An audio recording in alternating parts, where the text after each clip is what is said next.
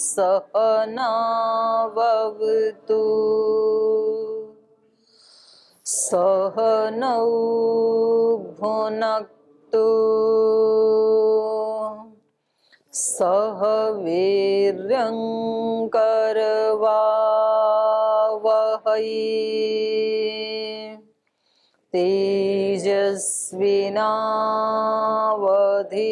तेजस्विनावधीतमस्तु मा विद्विषावहै ॐ व्रतानां व्रतपते व्रतं चरिष्यामि तच्छकेयं तन्मे राध्यताम् इदमहमनृतात् सत्यमुपैमि ॐ शान्ति शान्ति शान्तिः।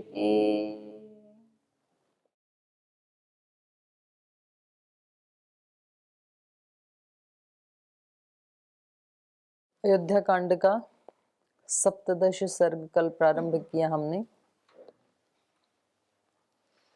श्री राम के चरित्र की कई विशेषताएं यहाँ पर हमें देखने को मिल रही हैं। एक तरफ वो ऋषियों की तरह से समता में स्थित योगी नजर आ रहे हैं, जीवन में विकट परिस्थिति आने पर भी, और वो स्वयं कह भी रहे हैं, इस बात की उद्घोषणा भी कर रहे हैं अपनी माता कैकेयी से कि आप मेरे को कोई ऐसे राज्य के लिए या लक्ष्मी के लिए लालची व्यक्ति ना समझें। मैं तो इस धरती के ऊपर ऋषियों की तरह निर्लिप्त भाव से रहने वाला व्यक्ति हूं, ऐसा ही आप मेरे को समझें। जब व्यक्ति ऐसे अनासक्त होने लगता है तो उसमें फिर वो कहीं एकांत में कोने में बस वो बैठा रहेगा, मेरे को कुछ नहीं लेना देना दुनिया से, दारी से। तो एक तरह से उसके अंदर फिर जो उत्साह और पराक्रम वाला तत्व है वो क्षीण होने लगता है।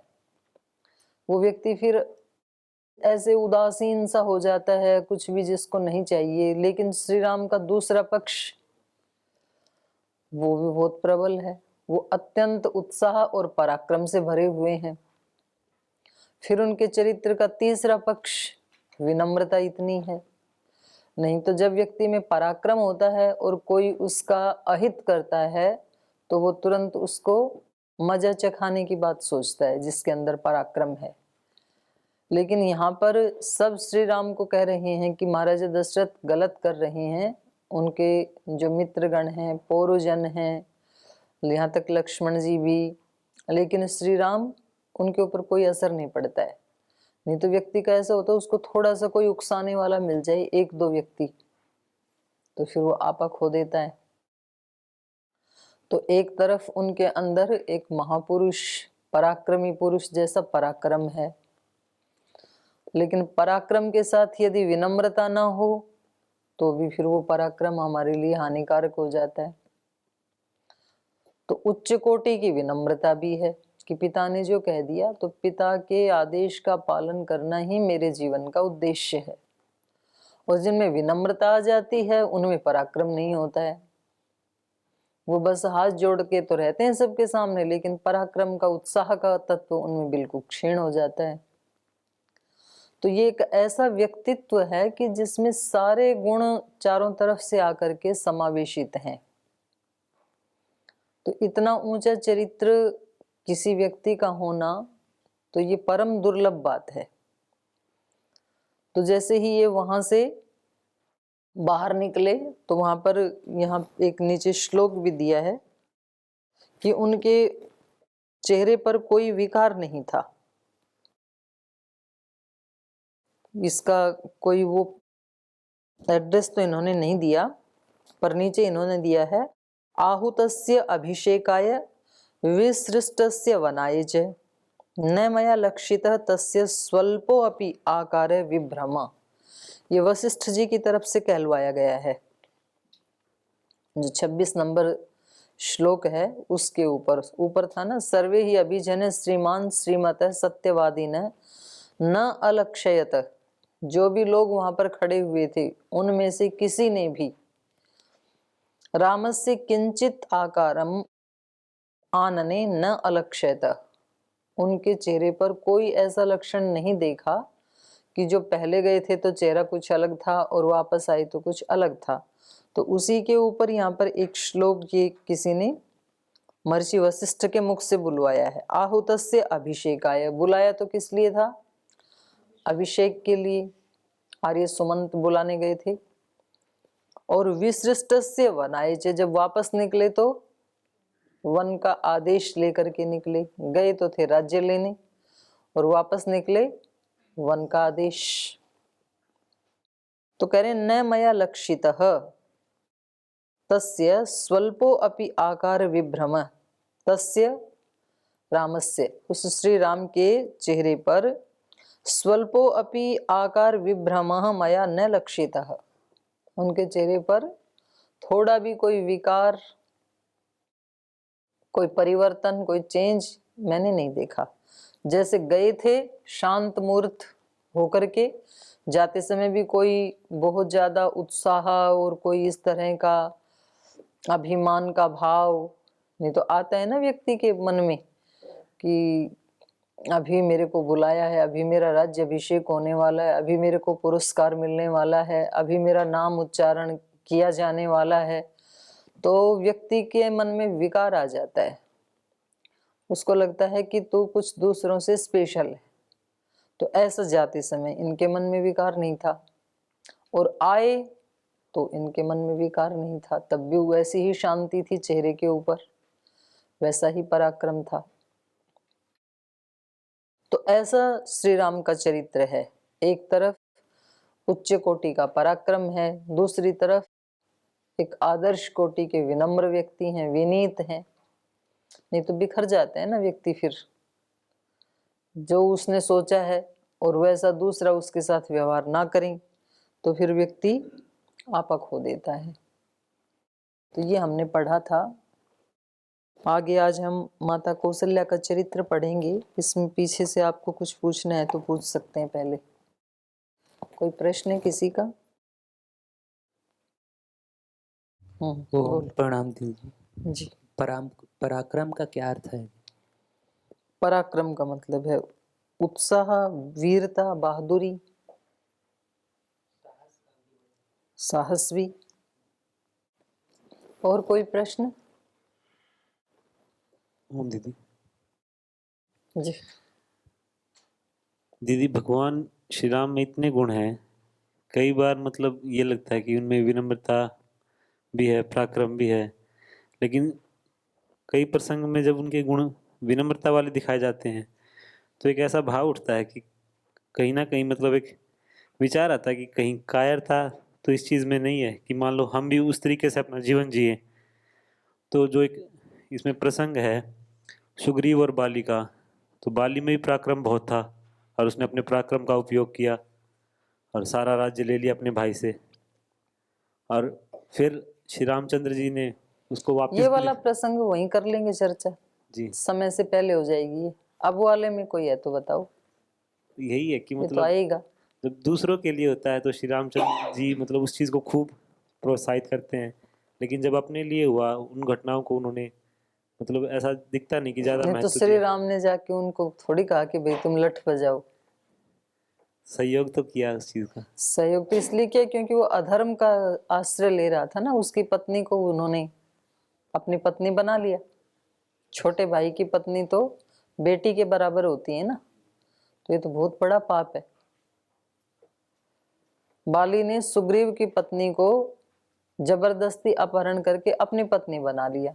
राज्य ले लेता उतनी बात तो नहीं थी, तो चलो ठीक है, पराक्रम से उसने ले लिया, ठीक है, लेकिन ये तो अधर्म है ना। तो ऐसा अधर्म तो कोई करेगा तो धार्मिक व्यक्ति को उसका साथ देना ही चाहिए। खुद के साथ अधर्म हुआ। खुद के साथ हुआ तब भी ऐसे ही किया। सीता को रावण ने उठाया तो उसके साथ युद्ध किया ना। तो हम राम को राम बन के ही समझ सकते हैं। धन्यवाद। इस वाले प्रसंग में कहीं आपको दिखाई देता है तो बताओ। वो तो प्रसंग वहां आएगा तब उसके ऊपर चर्चा करेंगे। विलक्षण प्रतिमा दिखती है दीदी, मतलब हर एक चीज को हम अपने जीवन में उतार पाए ना पाए, उस चीज का एक मतलब मन में संशय रहता है कि वो मतलब अवस्था ही कुछ और थी, ये अवस्था कुछ और है, ऐसा ना। मन ये में तो बिल्कुल ही मन का वो है, प्रमाद का विचार है ये तो बिल्कुल ही। जब हमारे मन में ये बात आ गई ना कि जी वो एक अलग युग था, वो सतयुग की बातें हैं, ये आज घोर कलयुग है, तो समझ लो आपने अपने उत्थान के सारे दरवाजे कपाट बंद। अब कोई उत्थान हो सकता ही नहीं है, क्योंकि युग तो हमने पार्टीशन किया है युगों का। तो व्यवहार के लिए कोई भी युग हो, आत्मा का उत्थान करने के लिए व्यक्ति को अपने सारे दोष दुर्गुण मिटाने पड़ते हैं और अपनी दिव्यताओं को अभिव्यक्त करना होता है। कोई भी युग हो, और हर युग में अच्छे और बुरे व्यक्ति हुए हैं, आज भी हैं, आगे भी होंगे। तो ये काल युग, ये सब कोई भी चीज बाधा नहीं डाल सकती है जिसको उन्नति करनी है, जिसको आत्म उत्थान करना है। और ऐसे व्यक्ति भी हर युग में मिलेंगे हमारे जैसे ना जी। ये कोई कलयुग में तो कोई कर सकता है, सतयुग में ये थोड़ी हो सकता है। वहां भी बोलने वाले ऐसे मिल ही जाएंगे। तो जैसे आपके मन में ये आपके जो कॉन्शियस माइंड है उसकी चालाकियां हैं ये सब, और जब तक आपने मन को नहीं समझा, आप सतयुग में जन्म लेंगे तब भी आप यही बोलेंगे। ऐसा थोड़ी सतयुग में आप लोग थे नहीं, अभी कोई नया अवतार हुआ है, ऐसे थोड़ी है। सतयुग में भी थे, तब भी कोई जय जयकार नहीं किया, और तब से आज तक ऐसे ही चल रहे हैं। कितने वर्ष हो गए? लाखों वर्ष हो गए, और चाहे करोड़ों वर्ष और बीत जाए। क्योंकि जब तक आपने ये सोचा ही नहीं कि हो सकता है, तब तक हो सकता कैसे है? होगा ही नहीं, कभी भी नहीं हो सकता है। ये तो हो सकता है ऐसा सोचने के बाद भी एड़ी से चोटी तक का जोर लगाना पड़ता है। चीजों को सुन के उन चीजों को जीने में और वर्षों लगाना पड़ता है। अभी आपने सुना और अभी आपने ये सोचा कि मैं भी कर सकता हूं, और पूरा प्रयत्न भी किया, तब भी वर्षों लग जाएंगे आपको पीछे वाले संस्कारों को तोड़ने में। और तब आपको पता लगे अच्छा ये संस्कार भी मेरे अंदर था, मैं तो सोचता था कि था ही नहीं मेरे अंदर।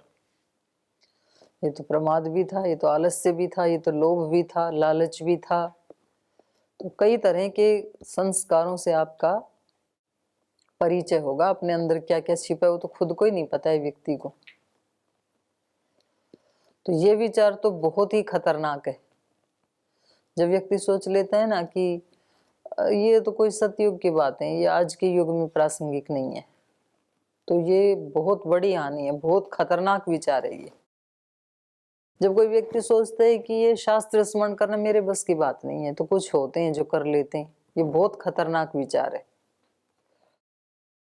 ये शास्त्र स्मरण नहीं करने देगा तो शास्त्र स्मरण न करने से ज्यादा बड़ी हानि नहीं होगी, पर आपके इस विचार से आपके जीवन की बहुत बड़ी हानि होगी। इसलिए कभी भी अपने मन की बात नहीं सुनना कि ये नहीं हो सकता है, मैं नहीं कर सकता हूं, या इस युग में नहीं हो सकता है, या ऐसी परिस्थितियां नहीं हैं। ये बहुत बहुत खतरनाक विचार हैं। इन विचारों को इतनी प्रसन्नता से हम स्वीकार कर लेते हैं, और वो जो आसुरी शक्तियां हैं वो खुश होती हैं कि देखो हमने इनको अंकुर ही नहीं फूटने दिया, रोक दिया। क्योंकि आसुरी शक्तियां भी काम कर रही हैं इस सृष्टि में। सकल पदार्थ हैं जग माही, कर्महीन नर पावत नाही। सब कुछ है, अच्छा भी है बुरा भी है, लेकिन कर्महीन को कुछ नहीं मिलेगा।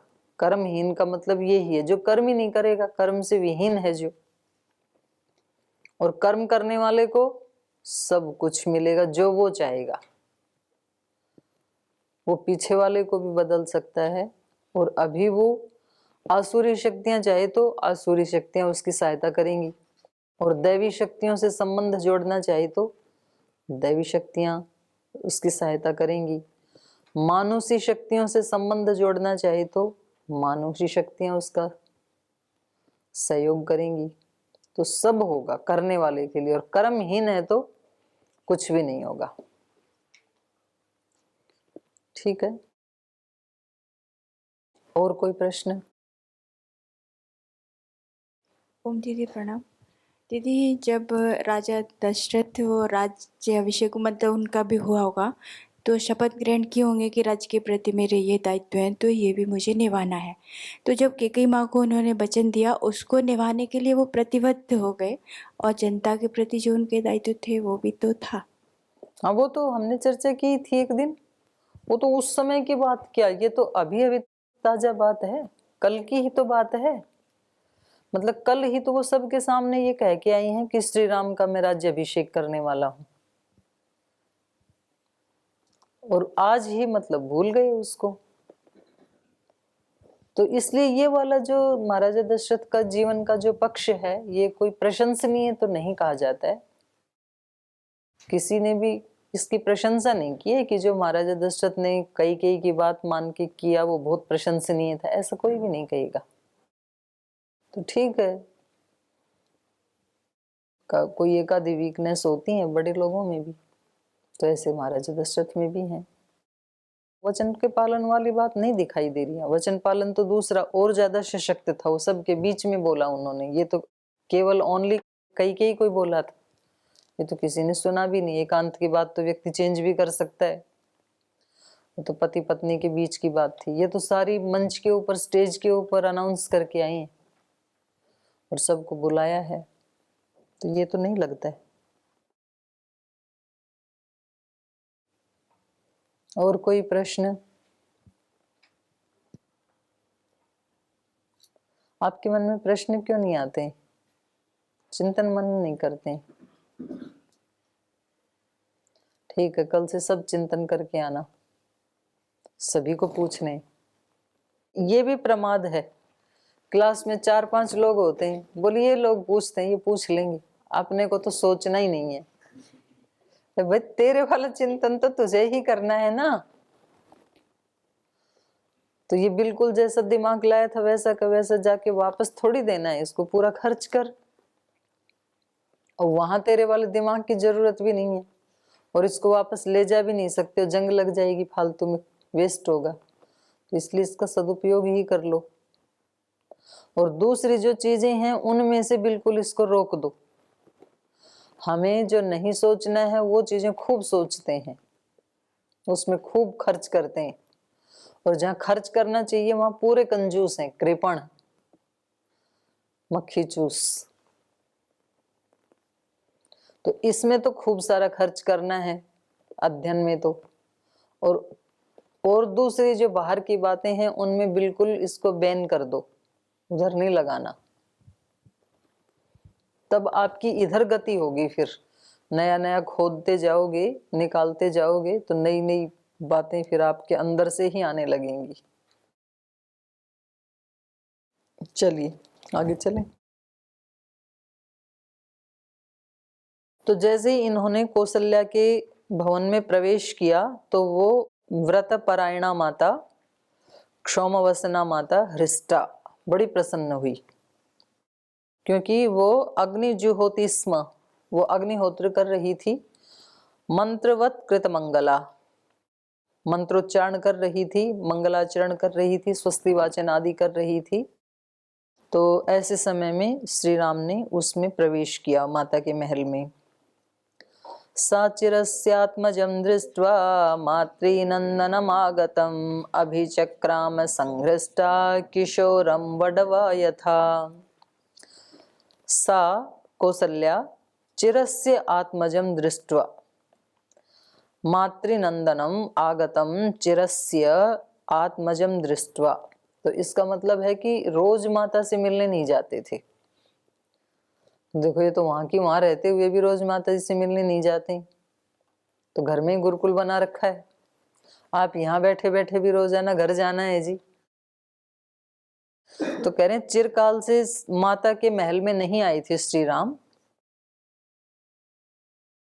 तो उनको देख करके अभी चक्रामा, माता खड़ी होकर के उनको स्वागत करने के लिए, उसको अपने पुत्र को प्रेम करने के लिए दौड़ी। अभी चक्रा में संघृष्टा, प्रसन्न होकर के, किशोरम वडवा यथा, जैसे वडवा घोड़ी किशोरम अपने छोटे बच्चे को देख करके दौड़ती है, मतलब क्योंकि घोड़ा तेज दौड़ता है ना, तो इसलिए यहाँ पर घोड़े का उदाहरण दिया। तो गाय का भी दे सकते थे, लेकिन गाय से भी ज्यादा तेज घोड़ा दौड़ता है। तो जैसे कोई अपने नवजात शिशु को देख करके कोई घोड़ी बहुत तेज उसकी तरफ जाती है, तो ऐसे श्री राम को देखते ही माता उनकी तरफ अभिचक्रामा, उनकी तरफ दौड़ी। तो ये कई दिन में गई थी माता जी के पास, और आज तो माता को पता ही था कि आज तो आशीर्वाद लेने जरूर आएंगे, क्योंकि आज तो राज्याभिषेक होने वाला है। तो वो पहले से ही उसकी तैयारी में थी, वो स्वस्ति वाचन कर रही थी, मंगलाचरण कर रही थी। और इसका एक कारण ये भी है कि संबंधों में ना ज्यादा निकट रहने से झगड़े भी होते हैं, इसलिए थोड़ा सा डिस्टेंस रखना चाहिए। वो गाड़ियां चलती हैं ना सड़क के ऊपर, तो एक गाड़ी पे लिखा होता है कीप डिस्टेंस, क्योंकि पूरी वो गाड़ी उसके साथ चिपक जाएगी, सट जाएगी, तो आगे कोई ब्रेकर आते ही फिर ये उसके अंदर टक्कर मार देगी। तो थोड़ा गैप तो रहना ही चाहिए, एक सुनिश्चित। तो रिश्तों में दो भूलें होती हैं जहाँ रिश्ते खराब होते हैं, या तो वो बहुत ज्यादा डिस्टेंस हो जाता है, कभी मिलते ही नहीं, संवादहीनता, तो उससे फिर रिश्ते टिकते नहीं है, खराब हो जाते हैं फिर। या फिर बहुत ज्यादा घनिष्ठता हो जाती है, कुछ बच्चों में हो जाती है ना, दो बहनों की, कुछ भाइयों में, दो भाइयों की इतनी घनिष्ठता हो जाती है, फिर खाना भी उसी के साथ, सोना भी उसी के साथ, क्लास में बैठना भी उसी के साथ, भोजन में बैठना भी उसी के साथ, यज्ञ में बैठना भी उसी के साथ, व्यायाम में भी मतलब प्रतिपल। तो फिर वो दूसरे लोगों की भी आंखों में चुभने लग जाता है, और फिर वो संबंध ज्यादा आगे चलते नहीं है, फिर वो टूट जाते हैं। तो अत्यंत घनिष्ठता और अत्यंत दूरी नहीं होनी चाहिए। तो ये प्रतिदिन भी नहीं आते हैं और कभी भी ना आए ऐसा भी नहीं है। तो इसलिए यहाँ पर कहा कि चिरस्य, काफी दिन के बाद आए हैं, चिरकाल के बाद आए हैं। तो इसलिए माता जी उनको देख करके एकदम से उनकी तरफ दौड़ी।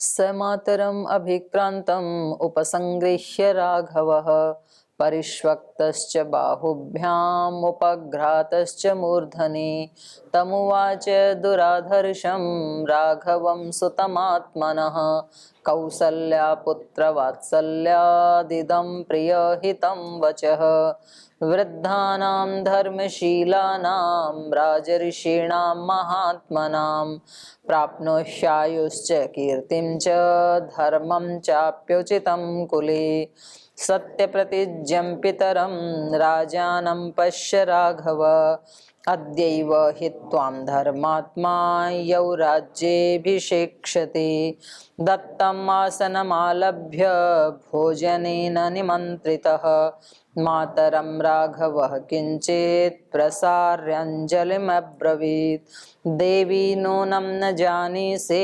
महद्भयम् उपस्थितम् इदं तव च दुःखाय वैदेह्या लक्ष्मण गमिष्ये दण्डकारण्यं किमनेनासनेन मे विष्टारासनया योग्यो हि कालोऽयं मामुपस्थितः।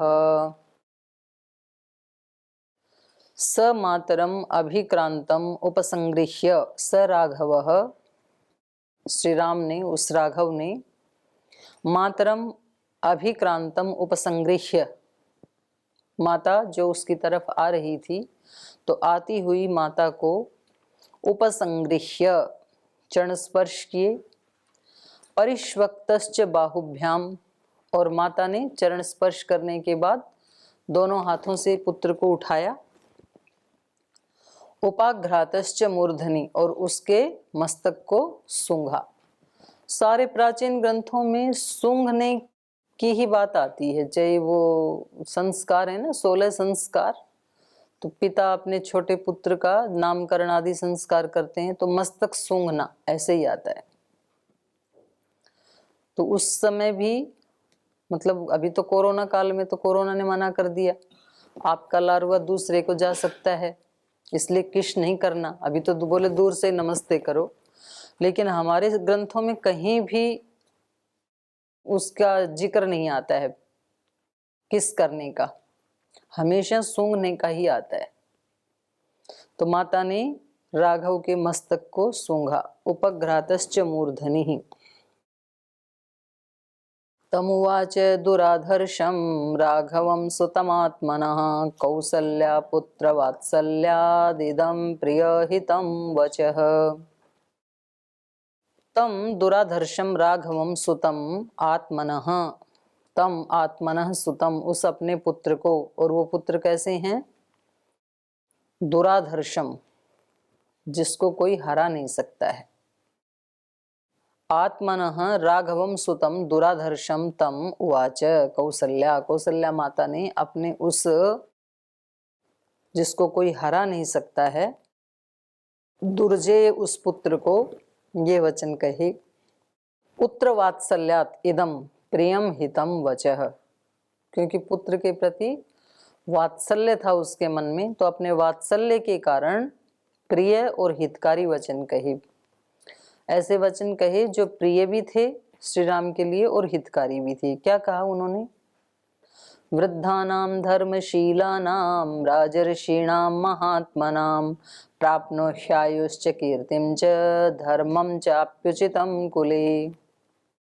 माता ने कहा उचितम कुले, आप बहुत उचित कुल में, बड़े कुल में पैदा हुए हो, इसलिए वृद्धानां धर्मशीलानां राजऋषीणां महात्मनां प्राप्नोहि आयुः, आप बड़ी आयु को प्राप्त करें। वृद्धानाम आयु प्राप्नोहि, धर्मशीलानाम आयु प्राप्नोहि, जो धर्मशील लोग होते हैं वो लंबे समय तक जीते हैं, तो उनकी लंबी आयु के लिए उनको वरदान दे रहे हैं। वृद्धानाम आयु प्राप्नोहि, धर्मशीलानाम आयु प्राप्नोहि, राजऋषीणाम आयु प्राप्नोहि, जो राजऋषि होते हैं तो उनके पास अच्छे रसायन होते हैं, पूरा साधन होते हैं, तो उनकी आयु भी लंबी होती है, तो इसलिए कहा राजऋषीणाम आयु प्राप्नोहि, महात्मानाम आयु प्राप्नोहि, जो महात्माओं की आयु होती है, क्योंकि महात्माओं का जीवन भी संयम नियमों से सुसज्जित होता है, तो वो भी दीर्घ काल तक जीते हैं, तो इसलिए अपने पुत्र की लंबी आयु के लिए कह रही हैं। और साथ ही कीर्तिम च धर्मम च, वृद्धानाम कीर्तिम च धर्मम च प्राप्नोहि, वृद्ध जनों की कीर्ति को और धर्म को आप प्राप्त करो। धर्मशील लोगों की कीर्ति और धर्म को, राज ऋषियों की कीर्ति और धर्म को, और महात्माओं की जो कीर्ति और धर्म होता है उसको आप प्राप्त करें। अर्थात उचितम कुले, देखो आप इतने बड़े कुल में पैदा हुए हैं, अपने पुत्र को कह रही हैं, इसलिए आप वृद्धों की, धर्मशीलों की, राज ऋषियों की, महात्माओं की आयु, कीर्ति और धर्म को प्राप्त करो। तो कितना बड़ा आशीर्वाद है, कितना अच्छा आशीर्वाद है, देखो ऐसा माता जी ने आशीर्वाद दिया उनको। लेकिन ऐसा आशीर्वाद प्राप्त करने के लिए भी तो राम जी जैसा बनना पड़ता है ना, तो आशीर्वादों की बहुत बड़ी महिमा होती है। जो अपने माता पिता को खुश रखते हैं, प्रसन्न रखते हैं, उनके अनुकूल आचरण करते हैं, तो उनके हृदय से जो आशीष निकलते हैं, तो ये उनकी सूक्ष्म भावनाएं हैं,